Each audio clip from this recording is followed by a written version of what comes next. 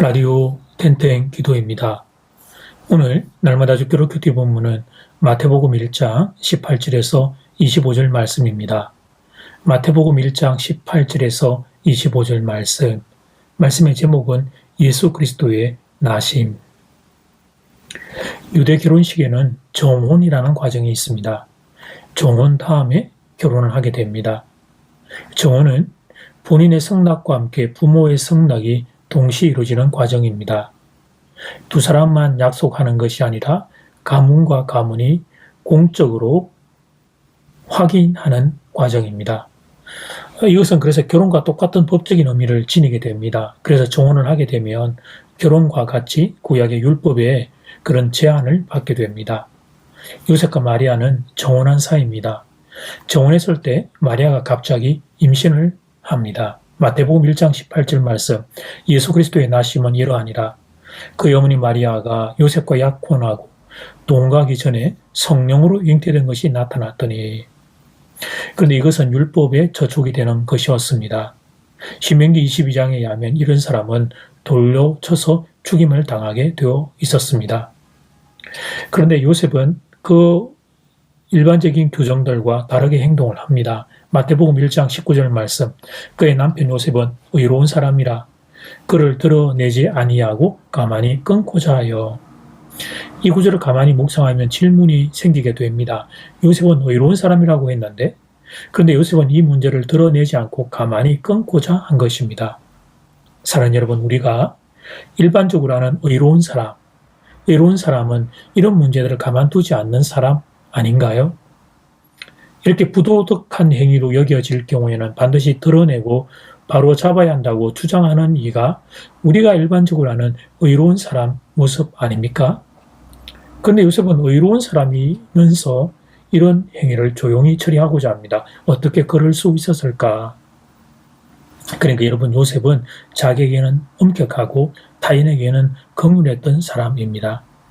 마리아는 자신의 정혼녀입니다. 요셉이 참 많이 사랑했던 여인입니다.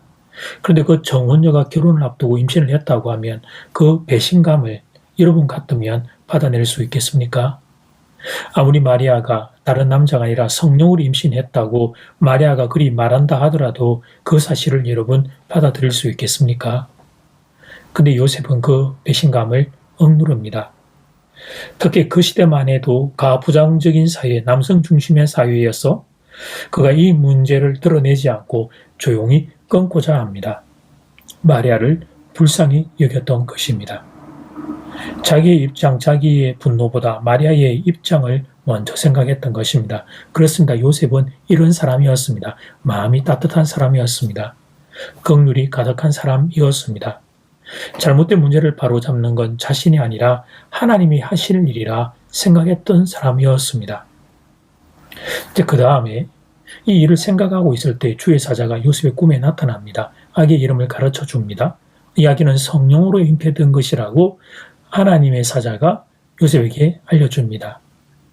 그러나 여러분, 사실 인간적으로는 이해하기 어려운 이야기였습니다. 지금도 세상에 많은 사람들이 예수를 믿을 때 걸림돌이 되는 사건 중에 하나가 바로 이것입니다. 예수님 동정녀 탄생의 사건입니다. 성령으로 잉태되셨다는 이 사실을 믿지 못하기에 이 땅의 많은 인생들이 예수님을 영접하지 못합니다. 안타까운 일이 아닐 수 없습니다. 예수님은 하나님이신데, 그런데 하나님이 하고자 하시면 동정녀 탄생은 전혀 어려운 일이 아닙니다. 그런데 인간들은 자기들의 수준에서 자기들의 머리로 모든 것을 다 판단하려고만 합니다. 그런데 요셉은 인간의 머리로 이해할 수 없는 하나님의 그 말씀을 아멘으로 받아들입니다. 마태복음 1장 24절 말씀, 요셉이 잠에서 깨어 일어나 주의 사자의 분부대로 행하여 그의 아내를 데려왔으나. 요셉이 잠에서 깨자 주의 사자의 분부대로 행합니다. 아내 마리아를 집으로 데리고 옵니다. 그리고 아들을 낳기까지 동심하지 않습니다. 아기 예수님이 성령으로 잉태된 그 사실을 끝까지 지켜준 겁니다. 인간적인 여지, 인간적인 오해가 발생할 수 있는 그 부분을 남기지 않도록 요셉이 그렇게 행동한 것입니다. 요셉은 이토록 믿음의 사람이었습니다. 하나님의 말씀을 들으면 그것이 내 머리로 이해되지 않아도 순종했습니다. 하나님의 말씀은 진리이기 때문입니다. 하나님의 말씀은 정답이기 때문입니다. 하나님의 말씀은 천지를 운행하는 말씀이기 때문입니다. 이런 믿음이 요셉에게 있었습니다. 그리고 하나님의 그 말씀이 자기의 불순종으로 인하여 방해받지 않기를 원했습니다. 하나님의 말씀이 자신을 통하여 세상 가운데 이루어지기를 원했습니다. 이 사람이 바로 요셉입니다. 사랑하는 여러분, 천주교에서 하고 있는 마리아 숭배 사상과 요셉 숭배 사상은 잘못된 것입니다. 그것은 우상 숭배입니다. 사람은 어느 누구도 숭배 대상이 될 수 없습니다.